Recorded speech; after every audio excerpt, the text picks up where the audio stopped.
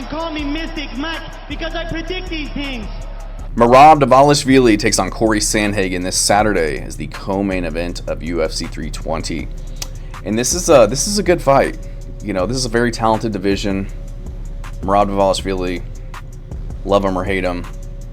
If you enjoy his style or you don't, he's always willing to, you know, put on a show, go out there and, you know, stay active, which is all that you can really ask of your champions, you know, given a lot of different looks or a lot of different people the opportunity to get in there and take the belt from him. Nobody's been successful as of yet. He hasn't lost since 2018. Lost his first 2 fights in the UFC against Frankie Saenz, which is not a good look, and then Ricky Simone, which is, you know, respectable. But ever since then, hasn't lost a fight. Coming in off of the win over Sean O'Malley.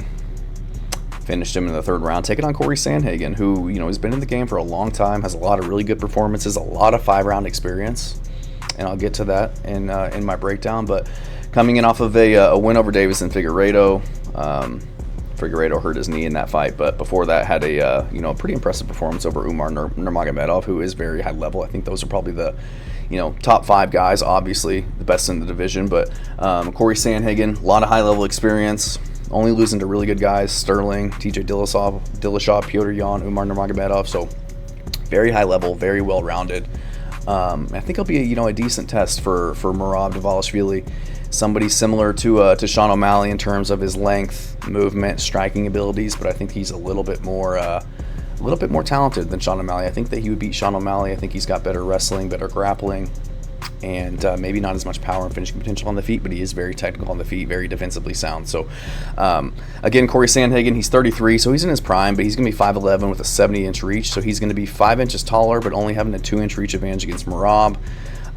Jiu-jitsu brown belt, very technical on the feet, very elusive, very dynamic striker, very fluid, has a lot of tools on the feet, very hard to figure out. And taking on Merab Dvalishvili, who,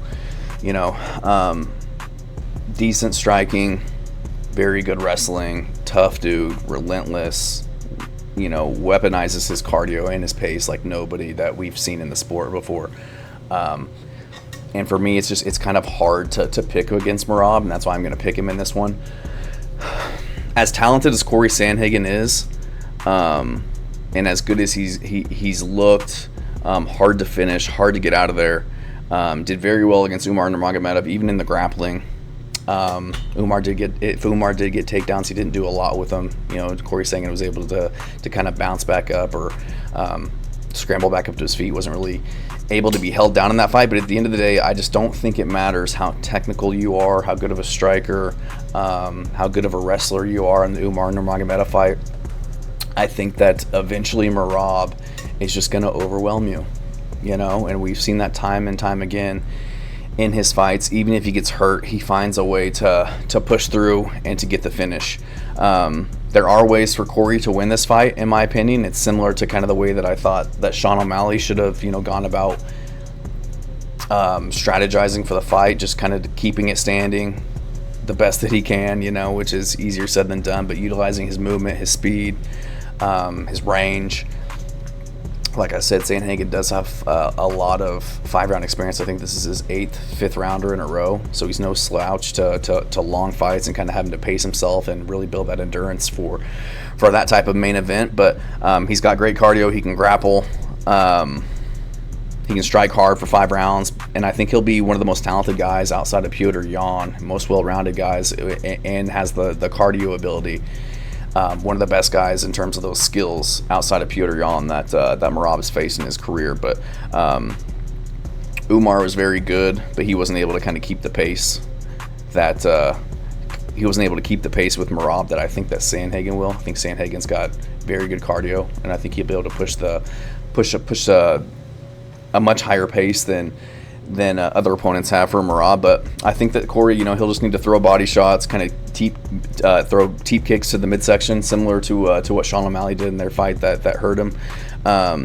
Go upstairs with head kicks. Merab can't catch head kicks. You can really only defend him or get out of the way. Throw punches with knees behind him, because Merab likes to time those combinations and shoot underneath to get his takedowns. Use his footwork to just kind of pick at Merab, not let him get close, not let him get into those grappling sequences. I I think throwing the strikes and then knees underneath,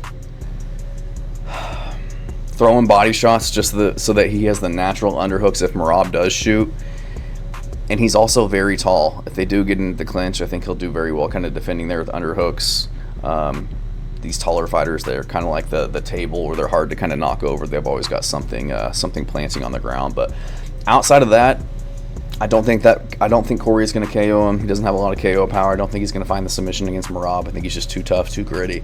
I think that he would have to keep it upright, Granby roll or scramble back up to his feet and just kind of outpoint him on the feet in order to get the decision. Just kind of beat up his midsection, try to take away that gas tank somehow. But outside of that, I do think Merab I just see him kind of circling on the outside, feinting tons, moving in and getting closer to Sandhagen, maybe throwing head kicks, feinting combos.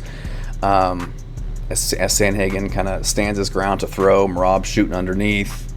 I see Merab maybe throwing right hands to disguise his takedowns and just kind of grinding out a decision, winning this one, getting him against the cage, beating up his knees, getting him to the ground, making him get back up, and just kind of rinsing, repeating that strategy that we've seen him do for a while now. Like I said, Sandhagen's got good grappling. He's able to kind of Granby roll at times or stay safe and scramble out, but I just don't see him being able to do a lot of damage or winning the transition game or getting any of his offense going good enough to get a decision in this one. Merab's gonna have tons of pressure, tons of ground and pound, landing small punches and elbows in the clinch on the ground, just kind of staying busy, stacking up points, making Sandhagen work.